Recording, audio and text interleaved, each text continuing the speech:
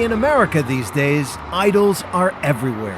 If you wait too long, it'll be too late. We've got music idols like Britney and Madonna. We've got sports idols. We've got fashion idols. We've got political idols. Thank you. We've even got a show where we make idols. Every step you climb another mountain. It's as if there's a need, a hunger in America to idolize. But wait a minute. That's pop culture. That's modern life. That's not what they showed in the Ten Commandments movie. And they worship the golden calf. Is it? The human heart is an idol factory. Mark Driscoll is the pastor of the Mars Hill Church in Seattle, and he would like a moment of your attention. Keep yourselves from idols. Pastor Mark, as everyone calls him, is one of the new leaders of what's known as the Emergent Church, a 21st century movement that is shaking up Christian worship in America. And he's focused much of his teaching on American idols. What's an idol? An idol is someone or something that occupies the place of God in your life, preeminent, prominent, the center of your life, most important person or thing, gives you identity, meaning, value, purpose, love, significance, security. When the Bible uses the word idol, that's what it's getting at.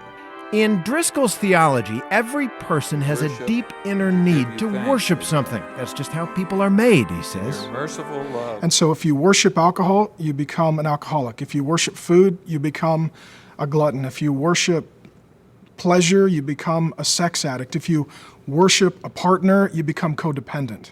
And so all of the modern counseling vernacular is really not dealing with the root issue of idolatry. Someone or something's preeminent other than God. Shock and disbelief around the world. By the sudden death of pop star Michael Jackson, the artist behind the best-selling album of all time. Think of how millions of people reacted to the death of Michael Jackson. I can't imagine the world without him. Farewell, Michael. Love you. Maybe Pastor Mark is onto something here. When his face is on your t-shirt, when you listen to his music for hours, when you give large sums of money to him personally, when his death causes you to go into a steep depression and you have a collection of memorabilia, I think if you walked in from another culture, you would say, that's a very curious God that they've chosen. And when we turn a person, say a celebrity, into an icon, an idol, a god, what does that do to them? Destroys them. Because they invariably disappoint. People can't do what God does. They're not perfect. They're not continually faithful. They don't endure forever. That's why we live in a culture that when the heroes fall, we're devastated. People are absolutely devastated, while others rejoice because they're cynical. Pastor Mark took us on a tour of Seattle, his city, a place he'll tell you packed with idol worship and idol worshipers. From the strip club across the street from the famed Pike Place Market. Fresh fish and crafts and nature, naked women. The bounty of the earth, and and naked women. To the office towers. How many people right now are sacrificing their health? They go to the job every day and they are literally offering themselves as a human sacrifice for this company or this position or this income or lifestyle. We passed the headquarters of Starbucks. I think you've got the Starbucks image way up there. It's high and exalted. It's up where God's supposed to be. It's in a preeminent position of glory. We can all see it. And then there was the football stadium. It's kind of like the Colosseums. I think if a sporting event was going on and somebody was dropped in from Israel 2,000 years ago, they would definitely think they were at a religious event. Okay, I get it. Driscoll is arguing that it's unhealthy, unnatural, all this quasi-religious worship of pop stars and swimsuit models and whomever. But what would a life be like without it? You spoke. A lot of young people attend the Mars Hill Church, and they have found inspiration in Pastor Mark's condemnation of what he sees as the idolatry rampant in America. So we're going to hang out here. So we met up with a few of the younger Mars Hill members at where else in Seattle? A coffee shop for a chat.